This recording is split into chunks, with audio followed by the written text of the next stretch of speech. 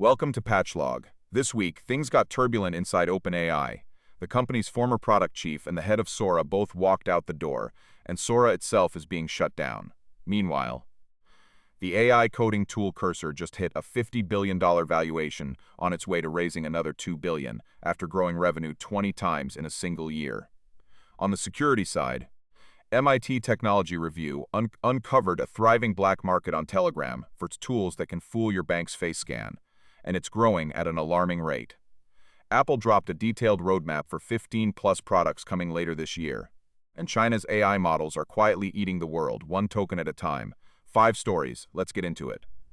OpenAI lost 2 more major executives this week, continuing a leadership churn that has become increasingly difficult to explain away.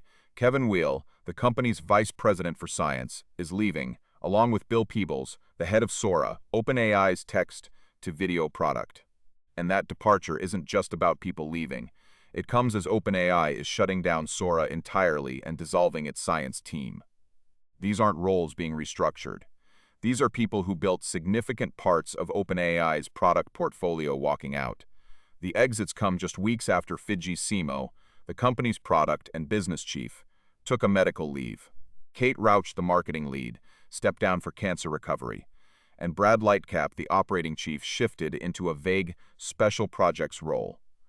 For a company actively preparing for what could be the biggest tech IPO in years, this volume of senior exits in a single month is highly unusual. TechCrunch's framing captured it precisely. OpenAI is continuing to shed side quests. The company is cutting everything that isn't its core enterprise AI business. When OpenAI launched Sora in 2024, it was treated as a landmark moment in AI video generation. Shutting it down 18 months later signals a harsh internal triage.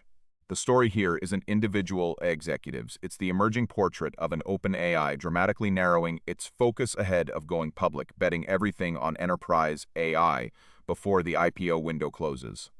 The AI coding tool Cursor is reportedly in advanced talks to raise $2 billion at a valuation of more than $50 billion.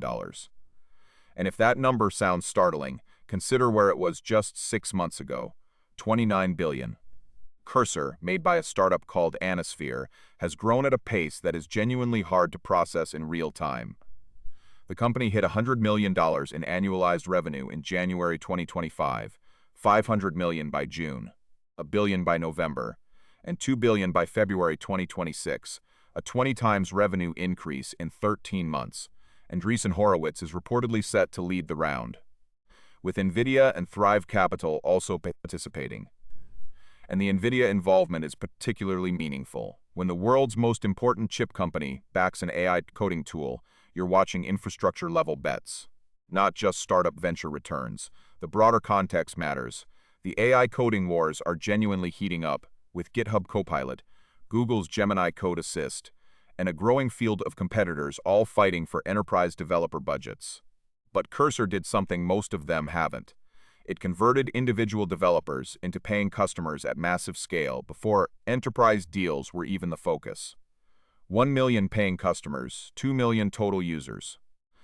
Nearly 70% of the Fortune 1000 in its customer base. The question worth watching is whether Cursor's growth rate can survive intensifying competition, or whether the AI coding market fragments before any single nascent winner can lock dominance. MIT Technology Review published a significant investigation this week revealing that cyberscammers are openly selling tools on Telegram to defeat the facial liveness checks that banks and crypto exchanges use to verify identity. These tools, marketed in dedicated Telegram channels, allow fraudsters to replace a phone's live camera feed with a virtual camera, feeding financial institutions pre-recorded video or AI-manipulated images during what is supposed to be a real-time identity check. The scale of the problem is striking. Virtual camera attacks were more than 25 times more common in 2024 than in 2023. That is not a gradual trend, that is an exponential problem. What MIT Tech Review found is that fraudsters have built an entire marketplace for bypassing those defenses. Some tools jailbreak a phone, others inject code directly into financial apps, all available for purchase in public Telegram groups. The downstream use case is money laundering. These bypassed accounts serve as mule accounts to move illicit funds, often operated out of organized crime centers. This story matters beyond cybersecurity for a specific reason.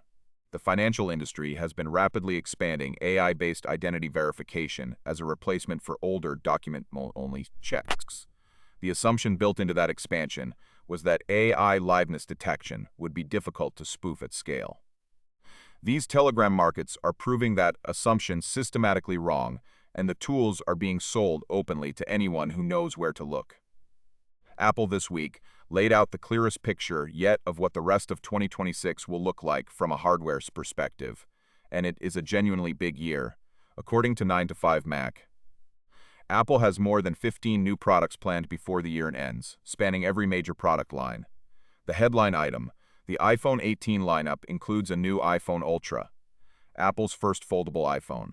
That alone would be the biggest iPhone form factor change in nearly a decade, and potentially the most significant hardware bet Apple has made since the original iPad.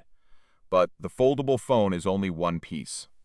Apple is also planning a HomePad, a new home screen device with a 7-inch touch display, along with new HomePod and HomePod mini hardware with Apple Intelligence built in, an Apple security camera, and an Apple video doorbell, marking Apple's first serious push into home security hardware.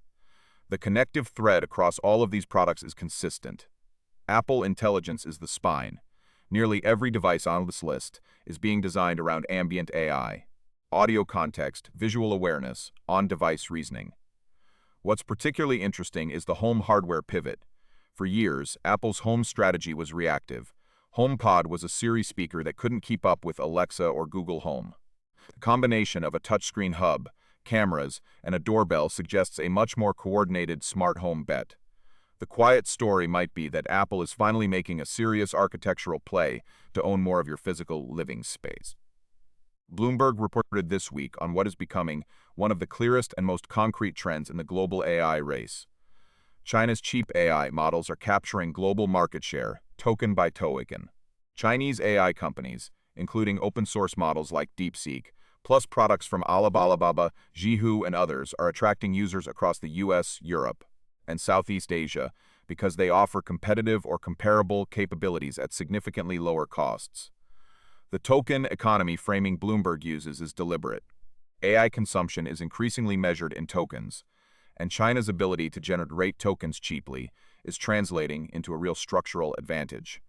Chinese AI firms benefit from lower infrastructure costs, intensely competitive domestic markets that have driven efficiency, and in many cases heavy state backing that subsidizes international expansion.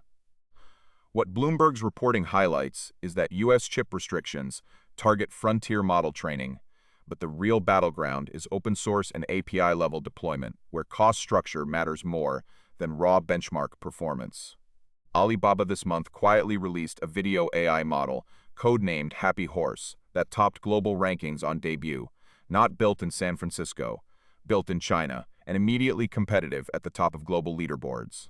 The uncomfortable question this surfaces for the US AI industry: if Chinese models are good enough for the vast majority of real-world use cases and cost a fraction of the price, what is the durable competitive moat? That question doesn't have a clean answer yet, but it is going to define a major chapter of this industry. 5 big ones this week: OpenAI cutting loose executives and killing Sora, Cursor hitting $50 billion on the back of insane revenue growth, Telegram becoming a black market for bank identity fraud tools, Apple's biggest hardware year in a decade including a foldable iPhone, and China's AI quietly going global one cheap token at a time. Drop a comment telling me which story you think has the biggest long-term impact. I genuinely read everyone. If you're not subscribed yet, hit the button so you don't miss next week. That's your patch log for this week.